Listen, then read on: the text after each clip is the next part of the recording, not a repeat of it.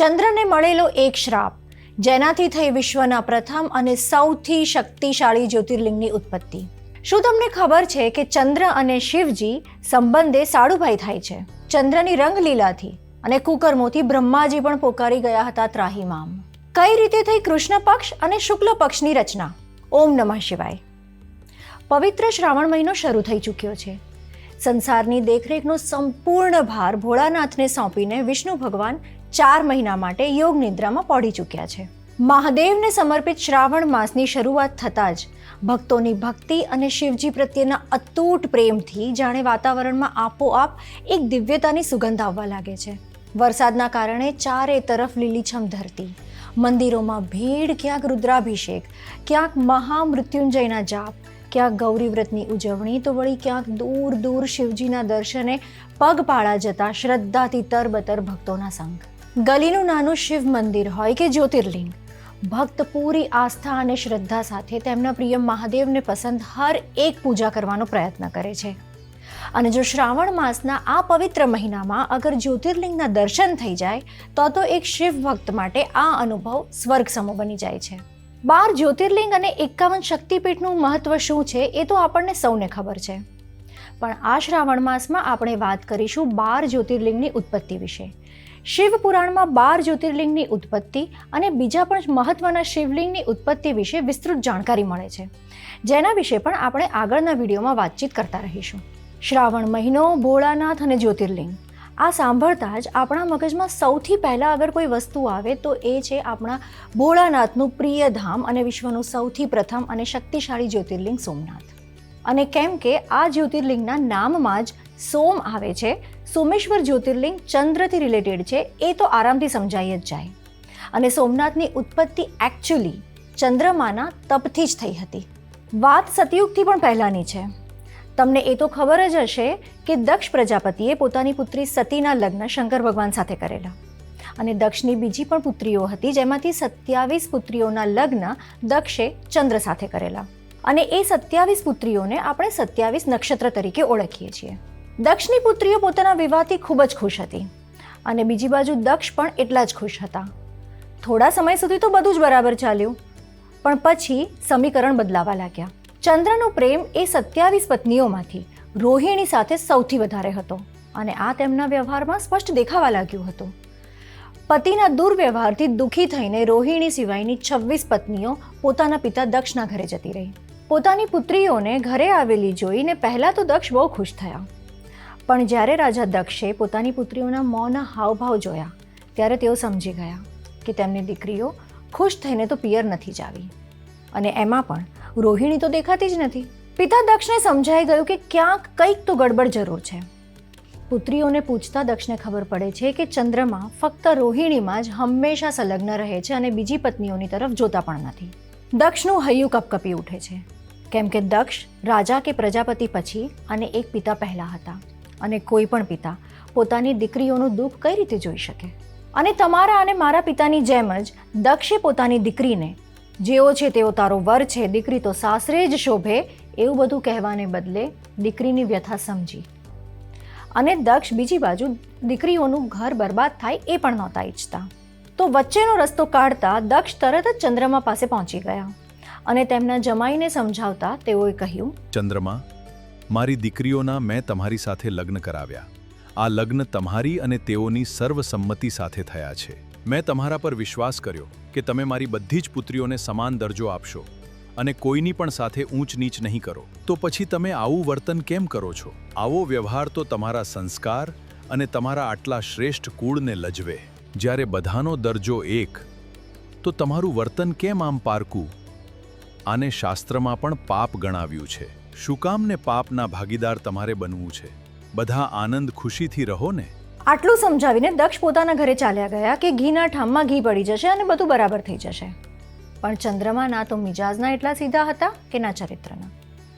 ચંદ્રના વ્યવહારમાં રત્તીભર પણ ફરક ના પડ્યો. જેવા હતા એવા ને એવા.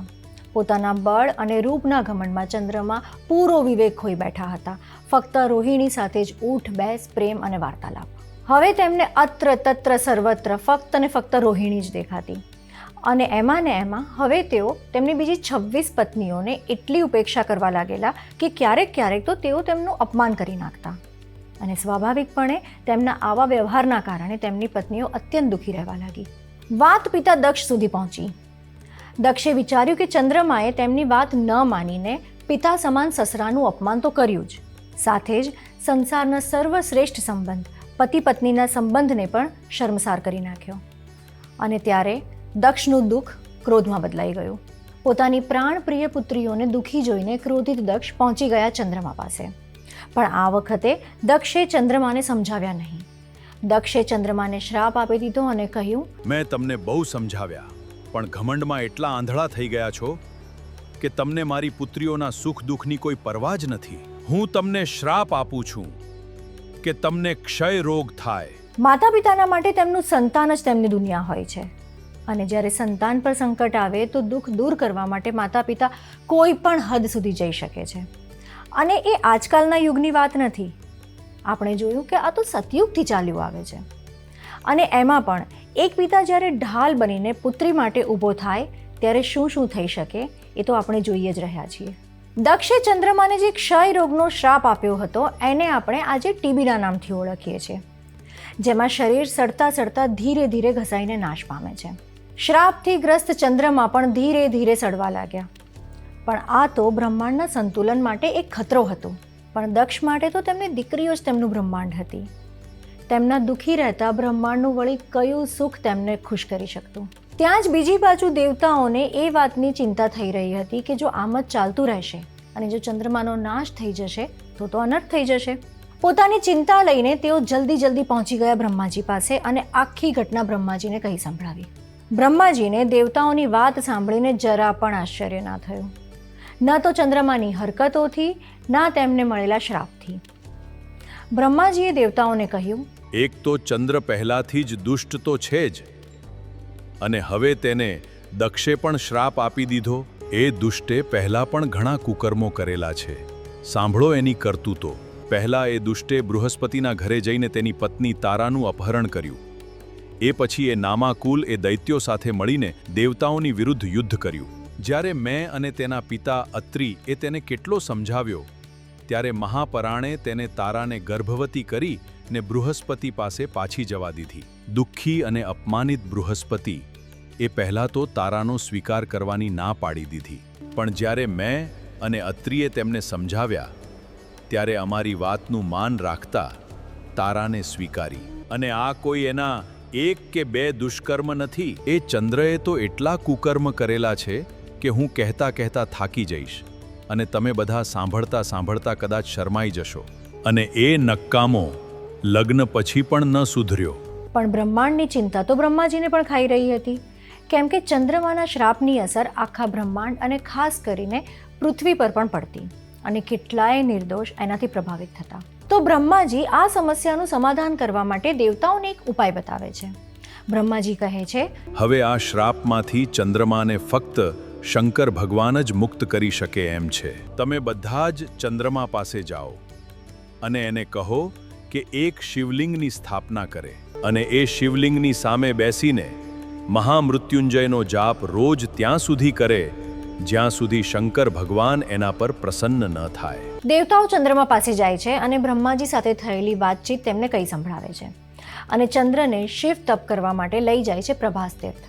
અને ચંદ્રમાં શિવ આરાધના આરંભ કરે છે. આ એ જ પ્રભાસ તીર્થ છે જેને આપણે પ્રભાસ પાટણ તરીકે પણ ઓળખીએ છીએ, જે ગુજરાતના સૌરાષ્ટ્ર જિલ્લામાં અરબ સાગર પર સ્થિત છે. અને એ જ સ્થાન જ્યાં આપણું પ્રસિદ્ધ સોમનાથ મંદિર છે અને જ્યાં સોમેશ્વર શિવલિંગ છે કે જે મહાદેવના 12 જ્યોતિર્લિંગમાં સૌથી મુખ્ય અને પ્રથમ છે.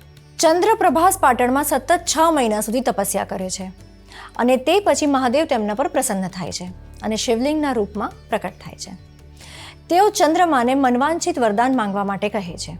ત્યારે ચંદ્રમા શિવજીને કહે છે, સૌથી પહેલાં તો મને મારા અપરાધો માટે ક્ષમા કરો પ્રભુ, અને એ જ અપરાધોના કારણે મને જે આ ક્ષય રોગનો શ્રાપ મળ્યો છે એનું પણ નિવારણ કરો. પરંતુ શ્રાપને સમૂળે સમાપ્ત કરવાની સત્તા તો શિવજી પાસે હતી, પરંતુ આ નૈતિક નહોતું, કેમ કે આ તો સૃષ્ટિના નિયમોથી તદ્દન વિરુદ્ધ કહેવાય.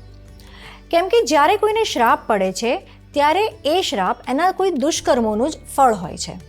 જો ભગવાન શિવ શ્રાપને નષ્ટ કરી દેતે તો આ એક ખોટું ઉદાહરણ બનતું અને આગળ પણ આમ જ થતું રહેતું કે કુકર્મ કરો, ભગવાનની તપસ્યા કરીને એમને પ્રસન્ન કરો, શ્રાપનું નિવારણ તો થઈ જ જશે. શિવજી ચંદ્રના વ્યવહાર અને તેમના કુકર્મોને બરાબર રીતે ઓળખતા હતા.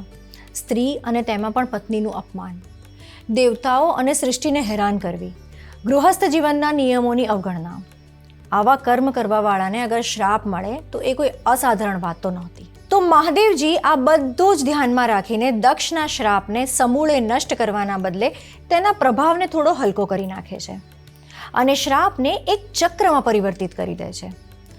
શિવજી ચંદ્રને વરદાન આપે છે કે કૃષ્ણ પક્ષમાં ચંદ્રની કળાઓ ઘટશે અને તેની સાથે જ ક્ષય રોગનો પ્રભાવ પણ ઘટશે અને શુક્લ પક્ષમાં તે ફરીથી વધશે.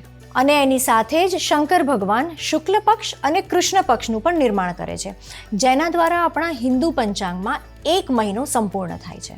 તો આવી રીતે શંકર ભગવાને ચંદ્રના શ્રાપને થોડી ઘણી હદ સુધી ઓછો કર્યો, જેના કારણે બ્રહ્માંડ અને પૃથ્વીનું સંતુલન જળવાઈ રહે. અને તેની સાથે જ આપણને મળ્યા સોમેશ્વર જ્યોતિર્લિંગના સ્વરૂપે ભગવાન શંકર. પૃથ્વીને પવિત્ર કરતા ભગવાન શિવ ત્યાં જ વસી ગયા અને ત્યાં જ દેવતાઓએ સ્વયં ચંદ્રમાના નામથી ચંદ્રકુંડની સ્થાપના કરી, જ્યાં શિવ અને બ્રહ્માજી બંને નિવાસ કરે છે. તો આ હતી સોમનાથના સોમેશ્વર જ્યોતિર્લિંગની ઉત્પત્તિની કથા. આવનારા દિવસોમાં આપણે બીજા પણ જ્યોતિર્લિંગની ઉત્પત્તિ વિશે રસપ્રદ વાતો કરીશું. જોતા રહો ઓપ ઇન્ડિયા.